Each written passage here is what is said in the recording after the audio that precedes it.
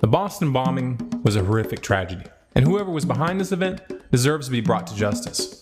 Unfortunately, there's a great deal of evidence that indicates that this isn't going to happen. The mainstream media and government authorities are hiding the real story.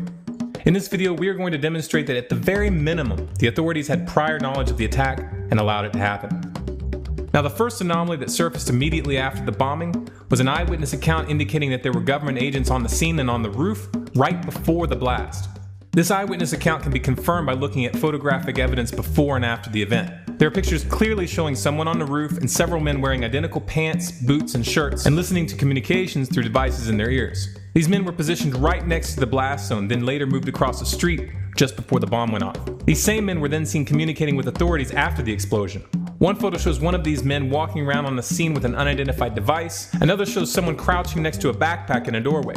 This photographic evidence opens up another can of worms because these uniforms match the dress code of a private security company called Kraft International. And in one of the photos, a logo can be seen on one of their hats that seems to match the Kraft International logo. Neither the mainstream media nor government officials have made any mention of the contractors. And when government officials were confronted, they refused to answer the question.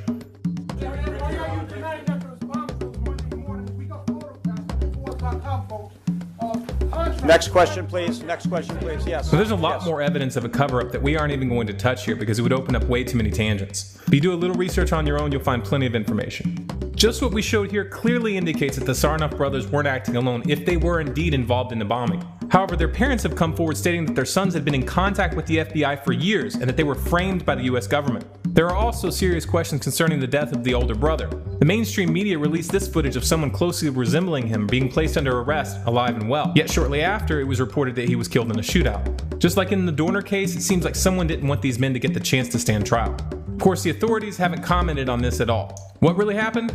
Well, we won't know unless there's a real investigation, which at this point seemed highly unlikely. Whoa. Are you trying to say that the government was involved in a plot to kill and injure its own citizens? That's crazy talk. Really, you think so?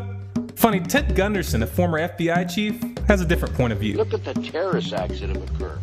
The CIA behind most, if not all of them. We had the Marine barracks. We had our embassy in Kenya. We had Pan Am 103. We had the USS Cole. We had Oklahoma City. We had the World Trade Center in 1993. So if this event was engineered by the government or intentionally allowed to happen, what's the motive? Well, let's look at how the government responded.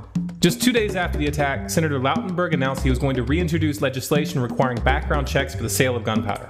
And as we warned in a previous video, while everyone was distracted by these events, they passed the CISPA internet bill in the House. Now it just has to go through the Senate. Also under this cover, the president signed a law called S-716, which basically gutted the Stock Act, which was intended to make it harder for the legislative and executive branches from engaging in insider trading. The media distraction conveniently kept the attention off of this. However, the most disturbing aspect of this situation is the way they used it to roll out martial law on the streets, using the exact armored vehicles we had exposed in a previous video entitled Government Preparing for a Collapse, and not in a nice way. We saw these militarized SWAT teams searching from house to house with no warrants.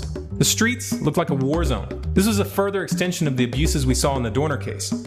What they are doing right now is conditioning the American people for police-state justice, where suspects are hunted down by paramilitary forces which break down people's doors at will, and where suspects are mysteriously killed without getting a chance to stand trial.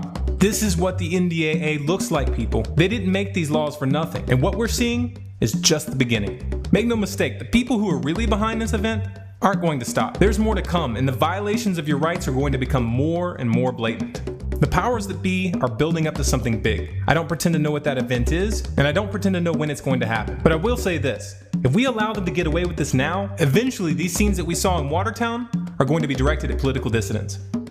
All of the signs that your government is preparing for a full police state crackdown are right in front of your eyes. We've shown in previous videos how the government is buying up billions of rounds of hollow point ammunition, setting up plans and training employees for military detention camps for US citizens, and buying up thousands of military-grade armored vehicles like we saw being deployed in Watertown.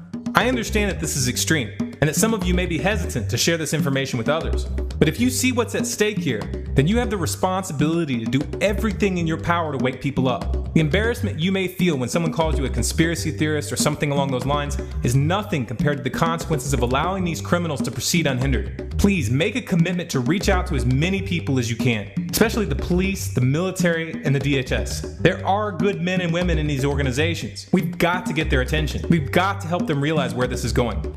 If we fail, in the not too distant future, you're going to wake up and realize that you're living in a full-out military dictatorship. And when that day comes, it's going to be too late. If you'd like more content like this, please subscribe to this channel, Stormclouds Gathering, on YouTube. For updates and bonus content, follow us on Facebook at facebook.com/StormcloudsGathering, on Twitter at Collapse Updates, and our website, stormcloudsgathering.com.